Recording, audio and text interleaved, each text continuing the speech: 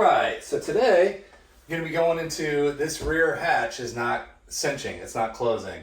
So you'll hit this button, you get those 3 beep noises. It's not closed, and so more than likely what it is going to be this High Force cinch motor right here. So this right here has a little arm, little cable system, and it pulls the door down. Let's get to it. All right, so the first thing you're gonna wanna do is get some good lighting set up for you. So I got some lights in here because you're gonna work on this in this area if this doesn't work. So first thing is remove some of this carpet. So to do that, we're gonna take off this top panel because there's gonna be a pin right here that holds this carpet in place. So you're gonna take this T25 Torx out of here. Sits right underneath it there. One little screw. Put that off to the side. So now this panel will come right off.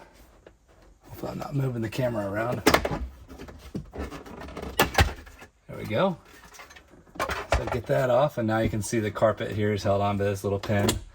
So you'll remove that, and that'll get us access to some of the wiring back here. So inside of here, this is a black plug that you're gonna basically press your finger down, pull it out. That'll unplug it, and then plug it back in. So this is where we're at. And now you're to this point where the actual hatch is open. Makes it a lot easier to work on. Now we're gonna work on getting all these trim pieces out of the way here. So first thing you're gonna do, you're gonna start up forward here. You're gonna start with this one, work your way up, and then work your way to this one, because we're going for the high cinch motor, which is right here. So first thing we're gonna do, pull this off. That's it. You just got to give it a nice persuasive tug. These are all your green clips, so we just got to make sure all these stay intact. So there's 4 of them there. Those are all perfect. This one also just pulls straight out.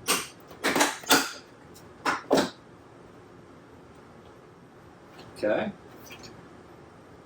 The clips stayed in place, so we'll just have to pull those off. A lot of times these will break. So if you do break those, these are the clips that you're gonna need. So this is the part number 1011813-00-whatever. They have different iterations, but this is the part that you'll need to replace those. We have those on the website. Sometimes they get off, but they sell a bunch of them break. Yeah, so those are the broken ones. So these 2 that go right here, these are the ones that broke. So we'll put those back on. Sometimes they come off, sometimes they don't.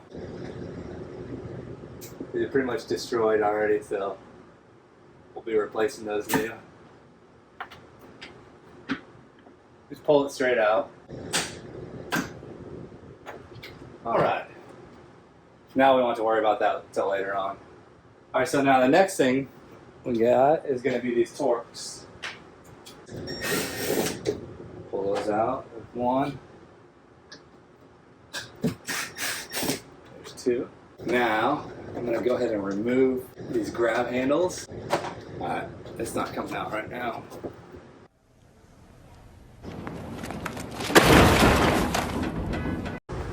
I think I'm going to go to music now. Turn my fan on and get some music going. So now you'll hear background noise in my narration. Alright, I'm sorry about that. I got a little frustrated. I was getting hot in the garage, it was getting sweaty, and I didn't have any music, so it's always best, I think, to do this narration. So anyways, we're going to pop out these grab handles. Both of those use that pry tool that I just had there. Now this is, you're going to stick your fingers in there, and this is held on with double stick tape. And it's good 3M double stick tape, so it's strong on there. So once you get that released, you're going to pull it down.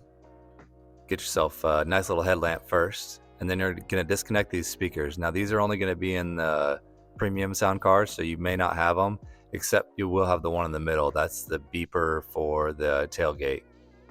And to get that one out, it's kind of complicated. You need to get a tool in here, just like I'm showing here. Basically, you're going to push in on the clip to release it, and then pull the wire straight out. So as you can see, there's a clip that I need to replace. So now inside here, we're going to take a T20 Torx, and we're going to remove the 3 screws that hold on the High Force cinch motor in the hatch. You can kind of reach your hand up in there and grab the High Force cinch motor, and then you're going to release the cable off of it, and then you're going to disconnect the plug. So there's part of the cable system right there. It's got a little arm that goes inside of the high force cinch motor. And this is it. So the green part is where that little cable mechanism goes in. These are the two. This is a brand new one, and this is the old one. It actually had some moisture in there, so I don't know if that's why it failed, but it got me wanting to see what's inside of one of these. So I just took out the Torx. If you're just replacing it with new, which I recommend, you can skip past this part.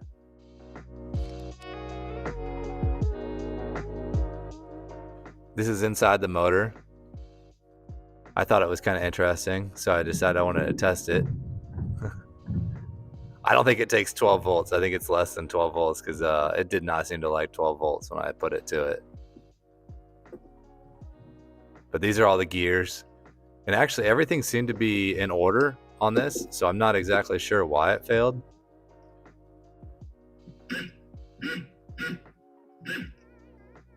So anyways, this is how you put it back in.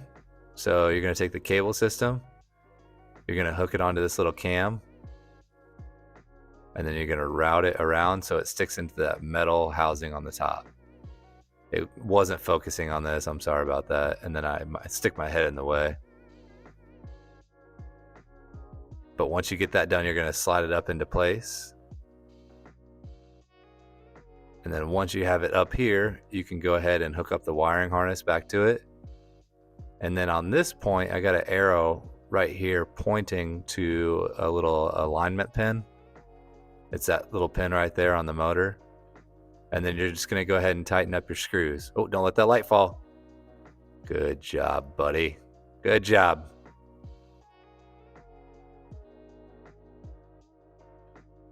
So don't go too crazy with these because you're going into a plastic housing. All right, let's give her a test. So it pulled it down, got the thumbs up. So from this part, now we know we're good. So I'm gonna finish taking out these remaining blue-green clips that were left. And you'll get these. That one is actually, you can see it's still in good condition. So I just put those back on the panel. And then I'm gonna put the panel back up into place. So you're gonna make sure you hook up your 3 wires to your speakers in the back there. That's what I'm doing right now. And then from here, I'm gonna just go ahead and slide it up into place. And I'm gonna watch through these hand grab handles, this hole up here. There, I'm looking through, I'm making sure the pins are seated. This is kind of one of the benefits of video editing, is I'm making it look super easy, but it's not. If you struggle with this, just know I did too. Getting those aligned by yourself is kind of difficult. But once you get them in, the pins hold it, and then you can put both the T25 Torx screws back in. So now I'm replacing the blue clips for the ones that had broke for that side. And then you're gonna slide it up and then clip it into place. Make sure you get that wire tucked in there. And then switch to the other side, grabbing a couple more new clips. So you just slide those in and align it up and clip it in place. So as you can kind of see, I got the joint in first and then made the clips.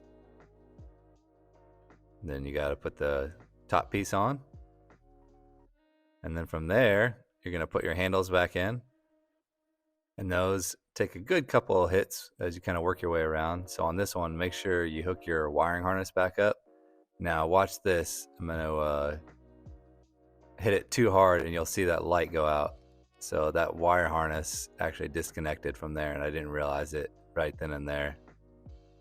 So the next thing you're going to do is go inside and we're going to start putting the carpet back together.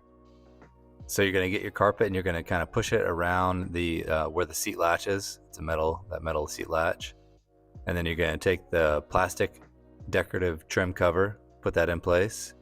And then you're going to wrap the rubber molding around it and then give it a couple of good whacks to make sure it's fully seated in place. And now back to Garage Chad. Okay, so we got the high cinch motor all replaced and now we should be good. So let's see here. Awesome. Are you freaking kidding me? I hooked it up. Open her back up, and that light's not on. I wonder, let me pull that back out. I wonder if when I put it back in, if it came unplugged. Yep. It came unplugged. Now it's working.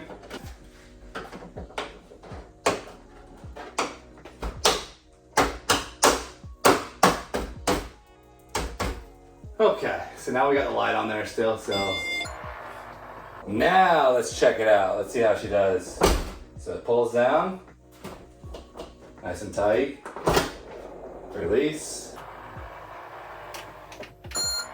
Everything functions as it's supposed to. So that's it. Do whatever it is that you're supposed to do to make sure that you check out our next video. So thanks so much.